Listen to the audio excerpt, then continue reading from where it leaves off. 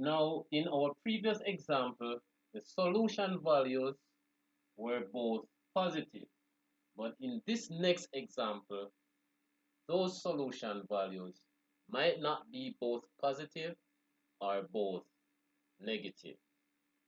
So let's proceed with our first step, which is to identify our A, our B, and our C. So the coefficient of x squared is A, coefficient of x is B, and our constant is C. The coefficient of x squared in the given equation is 1. So A is equal to 1. The coefficient of x is negative 4. So B is equal to negative 4. And the constant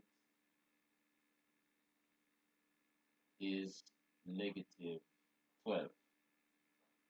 So there we have the actual values for our A, B, and C. And now we'll proceed to correctly substitute the values for A, B, and C into the quadratic formula. So here in the next step, we have correctly substituted into small brackets the values in place of B, B, A, C, and A.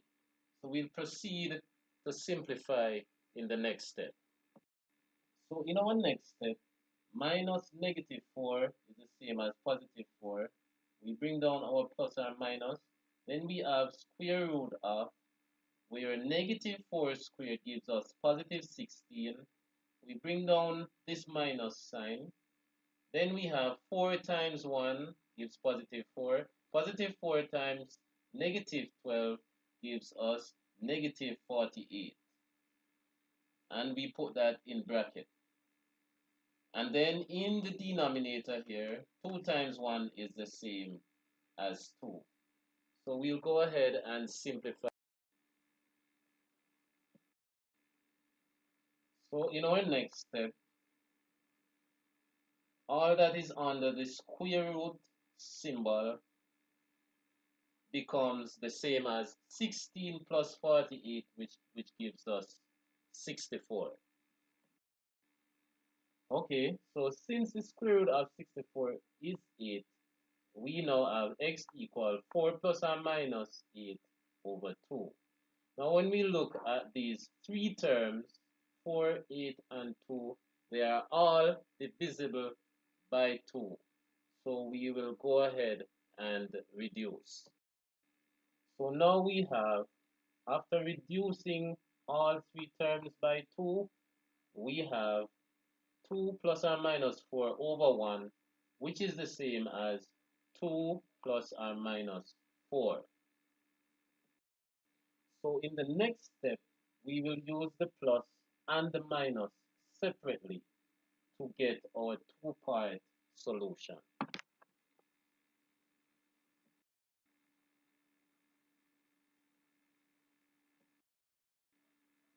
So for our two-part solution, we have x equal 2 plus 4 or x equal 2 minus 4. So our solution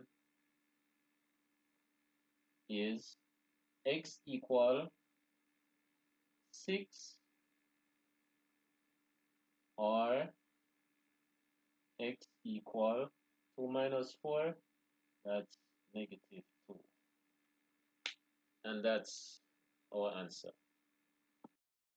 Now, as in this next example, we may solve a quadratic equation which gives solutions that are fractional.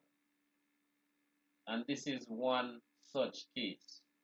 So let us identify our A, our B, and our C. So as in the standard format, we have our squared variable followed by the variable to the first power followed by the constant.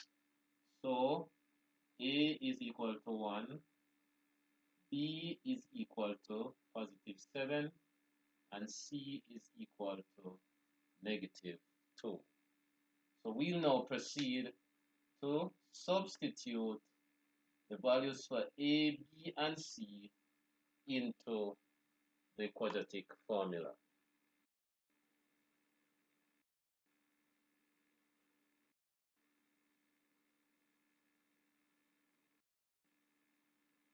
So after substituting the respective values for A, B, and C into the quadratic formula, we have minus 7 in bracket plus or minus square root of 7 squared minus 4 times 1 times negative 2 all upon 2 times 1.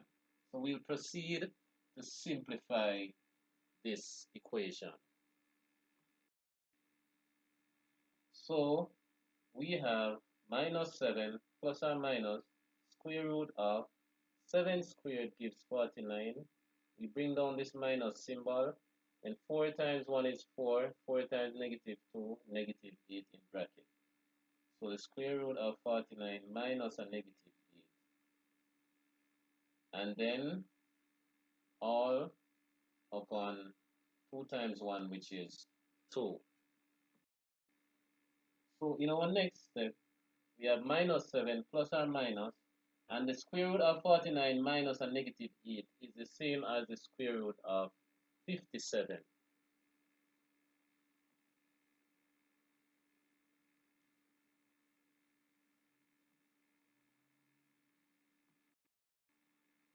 So the square root of 57 is 7.55 when rounded off to 2 decimal places. So now we have x equal minus 7 plus or minus 7.55 all upon 2. So now we'll proceed to split apart the two signs, which are the plus and the minus.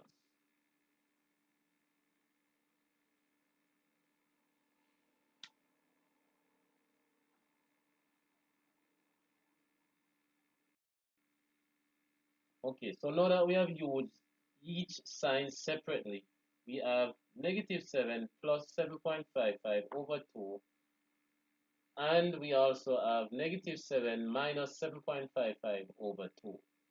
So x is equal to negative 7 plus 7.55 over 2, or x is equal to negative 7 minus 7.55 over 2.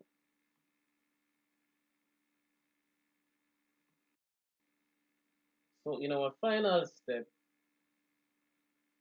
minus 7 plus 7.55 over 2 is the same as 0.55 over 2. So in this case, x is equal to 0.275. On the other hand, negative 7 minus 7.55 over 2 is the same as negative 14.55 over 2. And in that case, x is equal to negative 7.275.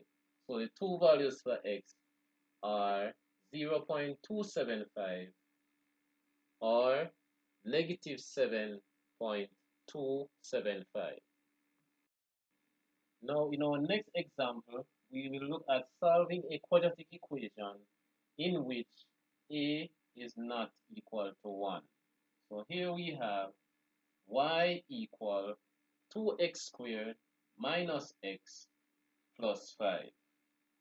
So, as usual, we will first identify our a, our b, and our c. The coefficient of x squared is 2, so a is equal to 2.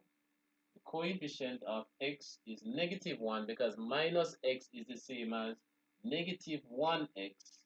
Therefore, b is equal to negative 1, and our c is equal to positive 5.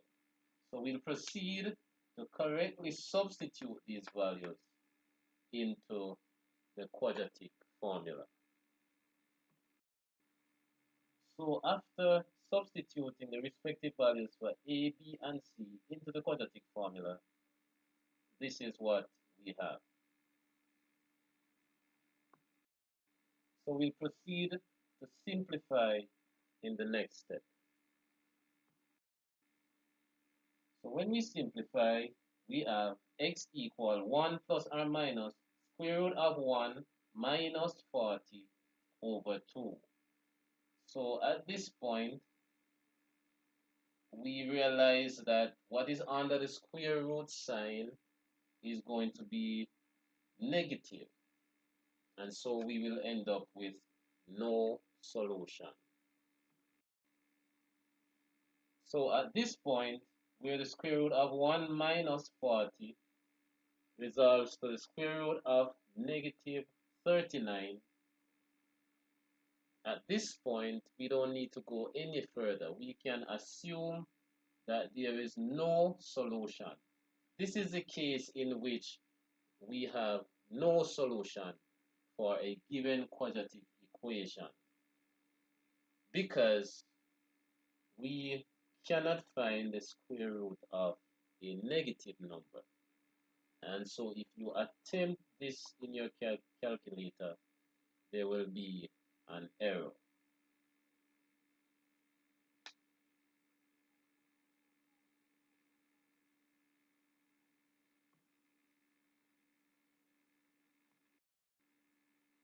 So because we end up having the square root of a negative number, negative 39 in this case, we say since square root of negative 39 is not possible, there is no solution. And that's it for that example. In this next example, we need to solve y equal 5x squared plus 2x minus 3. So as usual, we'll set out to first identify our a, our b, and our c.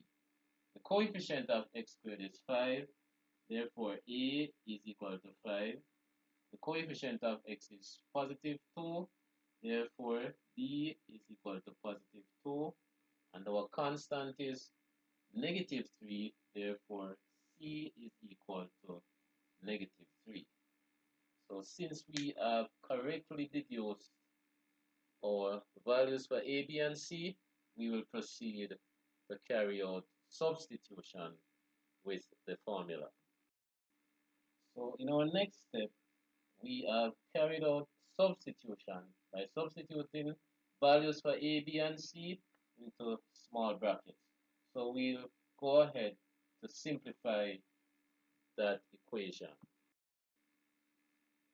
So now we have negative 2 plus or minus square root of 2 squared is 4. We bring down this minus, then we say 4 5s 20. 20 times negative 3, negative 60. So we have in total x equal negative 2 plus or minus square root of 4 minus a negative 60 all upon 10. And we will simplify further.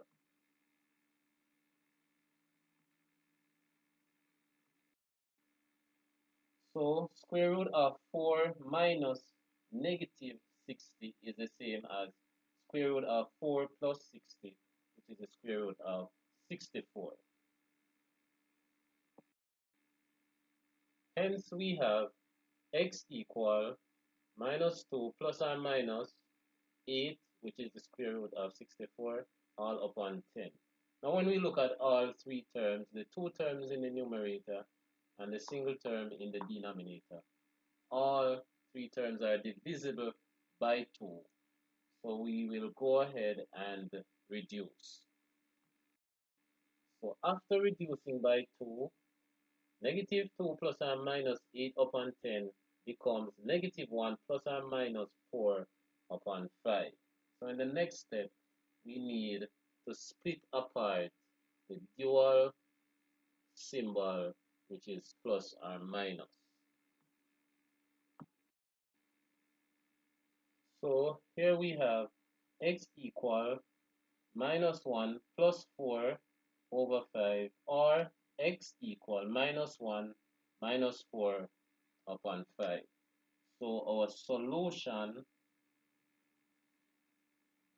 is therefore negative 1 plus 4 is the same as 3. So x is equal to 3 upon 5, which is the same as 0.6. And the other part of the solution is that x is equal to negative 1 minus 4 is negative 5. Negative 5 upon positive 5 gives us negative 1. So our solution is x equal 3 upon 5 or x